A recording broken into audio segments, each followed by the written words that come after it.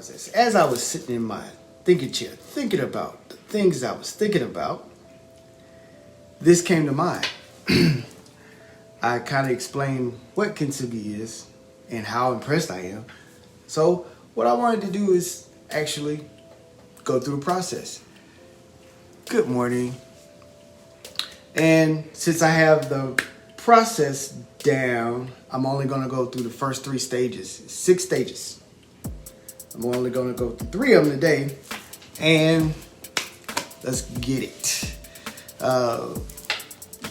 Kintsugi reminds me of that broken object reminds me of myself and some of the decisions I've made and the things that I've done that wasn't so smart. Good morning. And a lot of times it could be broken promises or when it breaks. Is broken promises, broken relationships, and things that we want to put back together. Sometimes it's even our walk with God. So I just want you to know that it can be put back together and it can be successful. It's not too late unless both parties gives up. And if it's one party, that means the other party is going to have to be soaked in prayer. Okay? But it's never too late unless you give up. So here we go. Stage 1. I'm gonna make this quick. Stage 1. The break. Alright. This is my favorite teacup. And if I dropped it and broke it into a million pieces, then it's broken. Also, if this is an object of what I'm talking about, like the vessel, or if this is me, or if this is my relationship with someone else, or a promise that I'm trying to keep and I drop it, then it gets broken. So the thing can get broken through, a mistake, a temptation, or maybe even deliberate. I'm just, or I just hit you and then you break it. Nevertheless, a bad decision was made, okay? And we chose to walk down this path that's going to ultimately destroy the object. Now, if you're walking with God and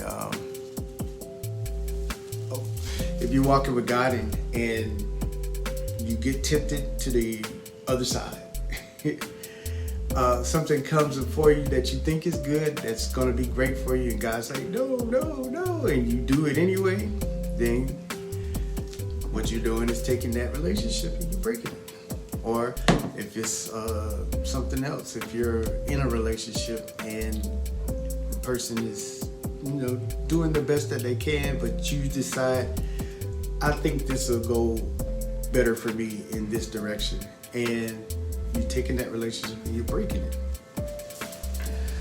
Sometimes it has to be done, like I said, deliberate, and sometimes it's by mistake.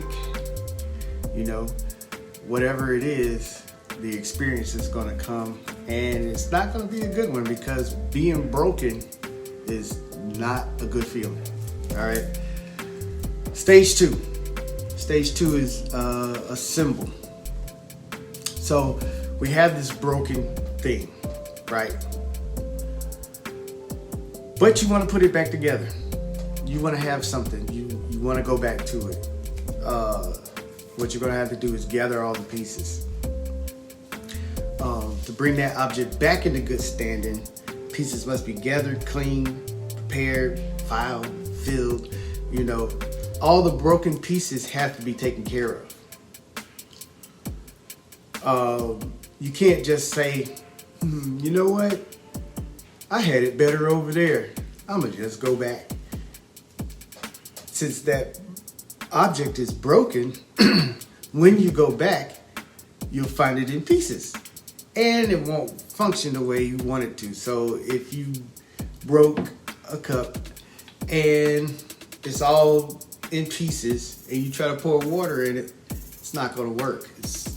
You're going to get cut too. What you have to do is gather all the pieces. Now, gathering all the pieces,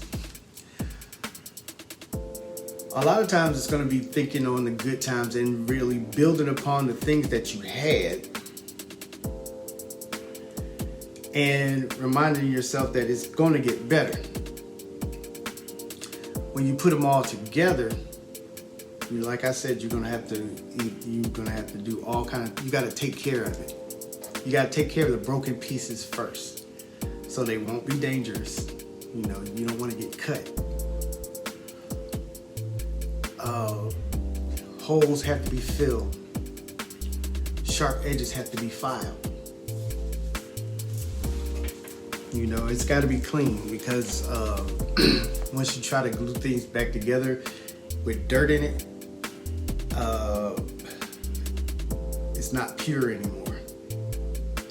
And with it being tainted, you have a bigger chance of it breaking again. Okay, so there's work involved, and you really have to care for the object and all of its brokenness. You have to care for each piece if you want to put this thing back together again and make it stronger than it was before. You can't just leave out what you don't like. Good morning. You can't just well, I don't like this about you, so I'm not going to deal with you at all. And then expect to be able to come back. It don't work that way. You have to take the person as they are for what they are. And just like God meets you where you are, doesn't mean that you're going to stay that way, but He does meet you where you are. So even if you're broken and you're coming before Him saying, help me, a lot of us have the mentality of, well, when I get right, then I can get help.